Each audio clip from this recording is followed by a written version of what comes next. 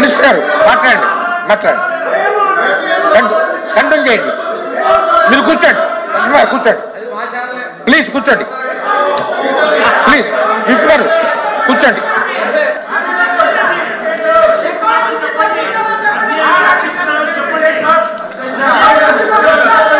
సభలో లేని వ్యక్తులు పేర్లు, వ్యక్తిగత పేర్లు రికార్డు నుంచి తొలగించబడతాయి.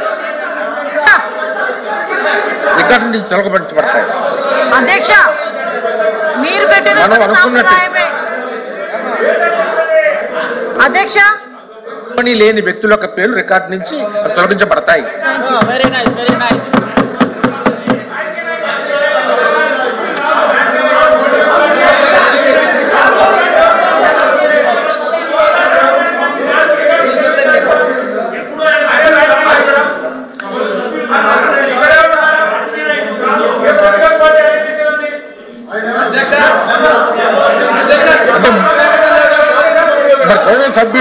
గౌరవ సభ్యులు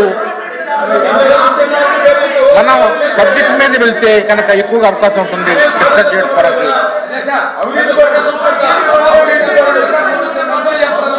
మంత్రి గారు చెప్పండి, ప్లీజ్ కూర్చోండి, ప్లీజ్ కూర్చోండి, ప్లీజ్ కూర్చోండి, మీరు కూడా కూర్చోండి, ప్లీజ్ కూర్చోండి, మీరు కంటిన్యూ చేయండి.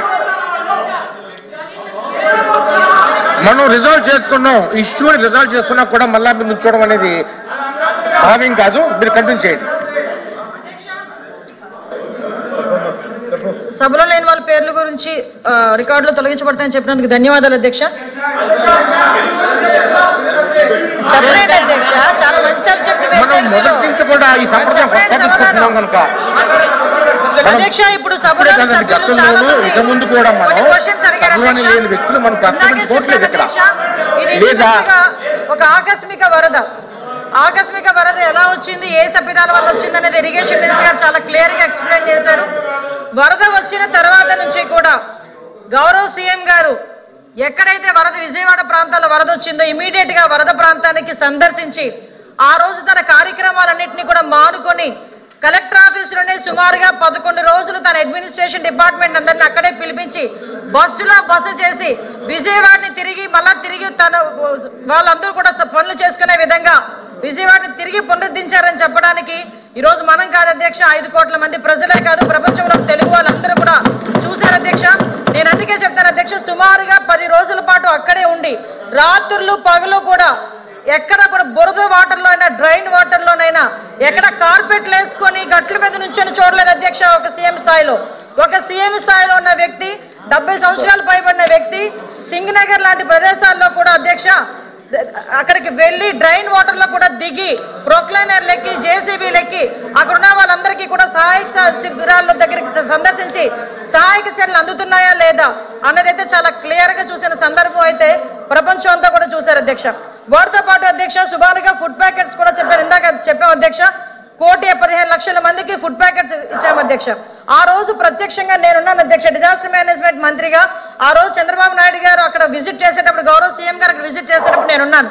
ఉండినప్పుడు అక్కడ ఉన్న సీరియస్నెస్ చూసుకొని సార్ ఇమీడియట్ గా అక్కడ కొంచెం ముందుగా ఇన్ఫార్మ్ చేసే పరిస్థితి కూడా కాదు అధ్యక్ష. ఇమీడియట్ గా నేను తక్షణమే నియర్ బై ఏ ఆఫీస్ ఉందో కనుక్కోండి అని చెప్తే కలెక్టర్ ఆఫీస్ నియర్ బై ఉందంటే కలెక్టర్ ఆఫీస్ దగ్గరికి వెళ్ళి అక్కడ ఏ ప్రజలకి సాయంత్రం అవుతుంది, చీకటి పడుతుంది, కరెంట్ లేదు, డెఫినెట్ గా వాళ్ళకి ఛార్జీలు ఉన్నాయో లేదో కూడా తెలియదు. కొవ్వొత్తుల దగ్గర నుంచి అగ్గిపెట్టెలు తడిచిపోతే లైటర్లు కూడా అధ్యక్ష అవన్నీ కూడా సరఫరా చేయమని చెప్పిన వ్యక్తి ఎవరున్నారు అధ్యక్ష? వినండి, మనకి ఎలాగో ఆలోచన రాదు మొత్తం అధ్యక్ష. ప్రతిపక్షం ఇవన్నీ ఇలా జరుగుతుంటే అధ్యక్ష ప్రతిపక్ష నాయకుడి కింద జగన్మోహన్ రెడ్డి గారు ఆ రోజు వచ్చారు అధ్యక్ష.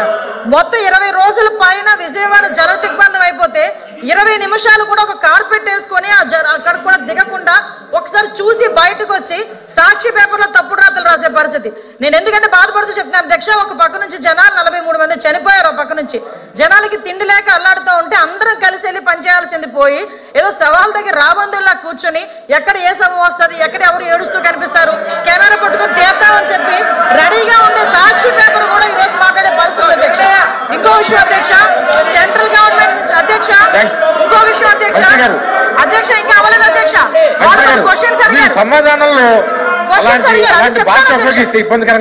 చెప్తున్నాను అధ్యక్ష, వినాలి అధ్యక్ష. అలాంటి భాష ఓకే, నేను ఏదైనా తప్పుగా మాట్లాడినట్టు అనిపిస్తే సభ దృష్టిలో నేను క్షమించమని కోరుతున్నాను, అవి రికార్డుల నుంచి తొలగించండి.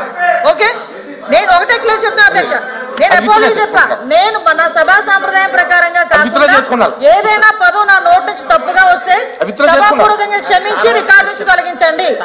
ఓకే, అదొకటి అధ్యక్ష. ఇంకోటి అధ్యక్ష, ఇప్పుడు మనకి సంబంధించి ఆ బుడమేరు దగ్గర నుంచి ఏదైతే బ్రీచెస్ పడినాయో అక్కడ నుంచి వాటర్ కంటిన్యూగా వచ్చి వాటర్ బయటికి అవుట్ఫ్లో కూడా లేకుండా ఇంచుమించుగా 10 రోజుల పాటు అక్కడే వాటర్ వెళ్ళిపోయే పరిస్థితి కనిపించినప్పుడు దగ్గరుండి అధ్యక్ష, నాకు తెలిసి ఏ మంత్రి కూడా బుడమేరు దగ్గర కూర్చొని 3 రోజుల పాటు రాత్రి పగలు కూడా వాళ్ళ అధినాయకుడు తాలూకు ఇన్స్ట్రక్షన్ మేరకు కూర్చొని బ్రీచ్ ను క్లోజ్ చేసిన ఘనత కనుక ఏ మంత్రికి లేదు అధ్యక్ష. అది చంద్రబాబు నాయుడు గారి నాయకత్వంలో ఈ రోజు గౌరవ మంత్రి గారు చేసిన పరిస్థితి మనందరం కూడా అప్రిషియేట్ చేయాల్సిన అవసరం ఉంది అధ్యక్ష. వాటితో పాటు ఈ రోజు మనకి సెంట్రల్ గవర్నమెంట్ నుంచి ఇందాక సభ్యులు అడిగారు, మనకి 1036 కోట్ల రూపాయలు SDRF కింద వచ్చింది అధ్యక్ష. సుమారుగా డొనేషన్స్ కింద 450 కోట్ల పైన అధ్యక్ష. ఇక్కడ కూడా ఒక విషయం చెప్పాలి అధ్యక్ష, అంటే ఇప్పుడు ఒక మంచి పని చేసేటప్పుడు ఎంతమంది ముందుకు వచ్చి వాళ్ళ కంట్రిబ్యూషన్ చెప్తారని చెప్పడానికి చిన్న పిల్లలు వాళ్ళ కిడ్నీ బ్యాంకుల్లో దాచుకున్న డబ్బులను కూడా తీసుకొచ్చి CMRF కింద విజయవాడ ఫ్లడ్స్ కింద డబ్బులు ఇచ్చిన పరిస్థితి కూడా ఈ సందర్భంగా గుర్తు చేయాలి. ముసలి వాళ్ళు వీల్ చైర్స్ లో వచ్చిన వాళ్ళు కూడా వచ్చి ఈ రోజు డబ్బులు ఇచ్చిన పరిస్థితి కూడా ఉంది అధ్యక్ష. విజయవాడకి సంబంధించి విజయవాడ ప్రజలకు సంబంధించి మనకి TR27 కింద సుమారుగా 139 కోట్ల రూపాయలు విడుదల చేయడం అయింది. దాంట్లో 89 కోట్లు NTR జిల్లాకి విడుదల చేయడం అయింది అధ్యక్ష. అందులో 79 కోట్ల రూపాయల పాటు అందరికీ కూడా ఇవ్వడం జరిగింది. ఇంకా మాకు కలెక్టరేట్ లో ఉన్న గ్రీవెన్సెస్ ఇందాక మరి ఇంకొక విషయం కూడా చెప్పాలి అధ్యక్ష, ఎందుకంటే ఇది చాలా పెద్ద సబ్జెక్టు. చెప్పేటప్పుడేమో వాళ్ళకేమో కొంచెం ఇబ్బందిగా ఉంది, అయినా కూడా చెప్పాలి. సింగనగర్ లో ఉన్నారని ఒక సభ్యుడు చెప్పారు అధ్యక్ష. అక్కడ ఉన్న వాళ్ళ ఇల్లులు కూడా శుభ్రం చేయడానికి ఫైర్ డిపార్ట్మెంట్ వాళ్ళు వచ్చి ఫైర్ ఇంజిన్లతో కూడా వచ్చి ఇల్లులు కూడా శుభ్రం చేయలేదు అధ్యక్ష. ఎంతమందికి ఇల్లు శుభ్రం చేసామో అన్న లెక్క కూడా మా దగ్గర ఉంది అధ్యక్ష. ఏ గవర్నమెంట్ అధ్యక్ష ఆటోలకి బాడైపోతే ఆటోలకు డబ్బులు ఇచ్చి, బైకులు పాడైపోతే బైకులకు డబ్బులు ఇచ్చి, MSME రుణాలకి సంబంధించి వాళ్ళకి కాంపెన్సేషన్ ఇచ్చి బ్యాంకులతో మాట్లాడి రివైజ్డ్ లోన్లు కూడా ఇచ్చిన ఘనత కూడా ఈ రోజు ఈ గవర్నమెంట్ అధ్యక్ష. ఫ్లడ్ కి సంబంధించి, ఆకస్మిక వరదకి సంబంధించి అన్ని రకాల సహాయక చర్యలు మేము చేసాం. ఇంకా చేయడానికి కూడా ఇంకా ఏదైనా పెండింగ్ ఉన్నా కూడా చేయడానికి సిద్ధంగా ఉన్నామని సభ ద్వారా మీ అందరికీ కూడా తెలియజేసుకున్నాను అధ్యక్ష.